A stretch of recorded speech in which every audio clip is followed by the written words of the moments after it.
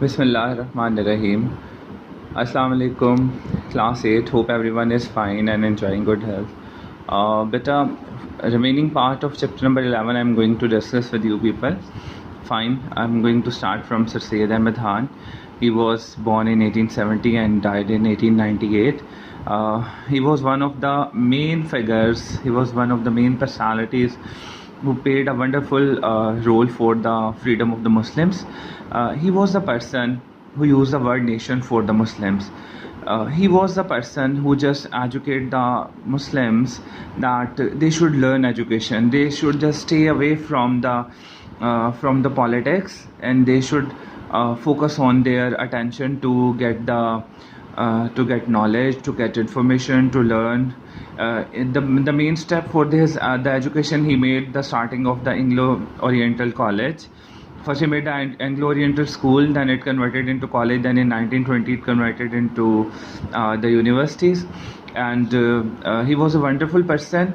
He actually just planted the idea of two nation state, that the further politicians and the thinkers think about the two nation states was basically planted by this. You can see the picture, and you can see Sir Syed Ahmed Khan and Allama Muhammad Iqbal were the two personalities which were divided by the topic or the title Sir from the British government, and it was such an honor for having this title. Fine. My next topic is Allama Muhammad Iqbal. You know Allama Muhammad Iqbal, and when we talk about Allama Muhammad Iqbal or Dr. Allama Muhammad Iqbal, many of the poems and poetry comes in our mind. He was born in 1877 and he was died many years before the independence. In 1938 he was died. He was a scholar, he was a philosopher, poet, lawyer. He was a wonderful person. He educated both in the traditional as well as the modern institution of his time at home and abroad, means to the different countries. And Allama Iqbal was ranked foremost as an influential figure in the modern Muslim history. He was a wonderful person, and he gave the idea of the separate homeland. He think about a separate homeland. I am on page number 90. In 1930, he gave a wonderful speech on Allahabad. You can see this.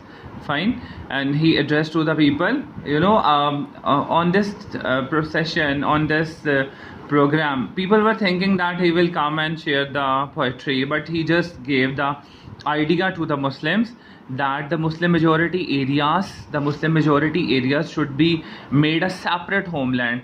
And in 1931 and 1932 he also attended the roundtable conferences in London, and he published his famous series of essays, The Reconstruction of the Religious Thought in Islam. That he was just through his poetry awakening the people that what was you and what are you now, and what should you be for the future. Iqbal was died in March 1940. A formal demand was made for a separate state for the Muslims. In August 1947, Pakistan emerged on the world map, an independent country. And who gave the idea? It was the idea of Iqbal. You can see in this picture with the different leaders, Iqbal, you can see Iqbal in this picture. He was a wonderful person and a wonderful poet all time. Chaudhry Ahmad Ali, he was born in 1897 and was died in 1951. He was a lawyer. He was trained in Lahore, then went to the Cambridge University. During his stay in England in 1930, he also participated in the roundtable conferences, and he gave in 1933 he just gave his message through a pamphlet. That was now or never, ab nahi to phir kabhi nahi. He proposed the name of Pakistan. He was a wonderful person, and afterwards the Muslim League also acknowledged his contribution. He was very much attached for a separate homeland for the Muslim. He was very much he participated a lot. He was a wonderful person. Sadly, due to the difference of opinion, he did not agree with the final map of Pakistan. His contribution was not fully appreciated. He died in England in February 1951. Dear students, next topic is Muhammad Ali Jinnah. Qaid-e-Azam Muhammad Ali Jinnah. You have learned a lot, you have wrought a lot, you have listened a lot about Muhammad Ali Jinnah. He was a wonderful person, born in 1876 and died in 1948, just right after 1 year of the independence. And he was a wonderful person, and he studied in the subcontinent and abroad in many of the universities. He was a wonderful person. Till 1940, he was agree with the one unit Hindustan, but after 1940, he was clear, and on 23rd March 1940, with the Lahore Resolution, which became the Pakistan Resolution and which led to the final decision of the separate homeland, he convinced that Muslims and Hindus and both the different nations cannot live together. Finally, he made efforts days and night to make Pakistan possible, free place, a country full of freedom to the Muslims. And he was a wonderful person. And finally, Pakistan got independence on 14 August 1947. Let's talk about the ideology of Pakistan. Ideology is the name given to a set of ideas, ideals and beliefs that are particular to a group of people and also guide them.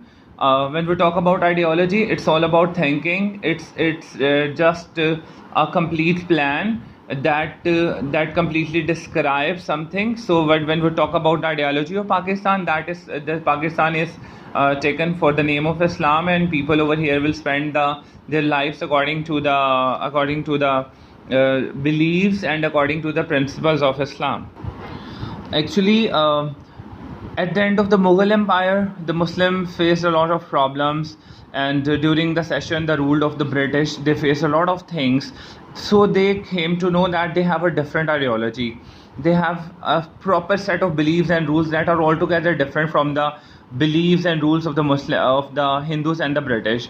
You can see the map, that was the map of the subcontinent right after the partition in 1947.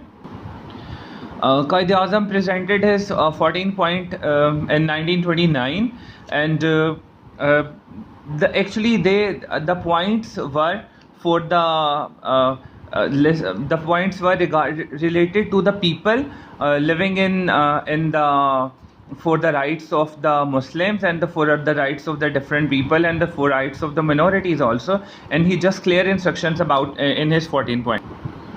And all the values were kept same, which Qaid-e-Azam already mentioned in his 14 points, and he declared the same values, that the principles of justice and fair dealing will be same for all.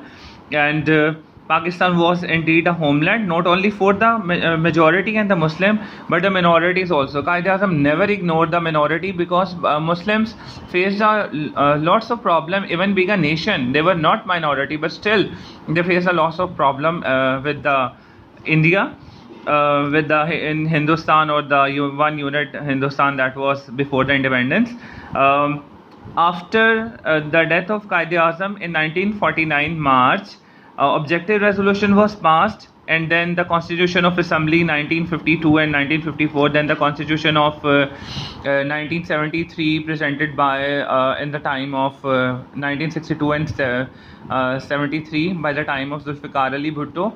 Whenever the Constitution was worked, the common beliefs and the things were always remained the same, and that the people will not be ignored, whether they are minority or majority. Everyone is free, everyone can live in the state according to the religion.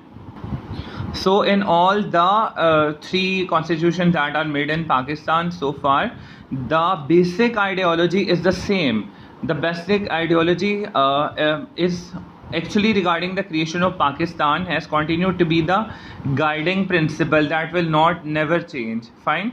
You have the notes, question answers are there. Wish you best of luck for the round 2 test. Fine. Allah Hafiz.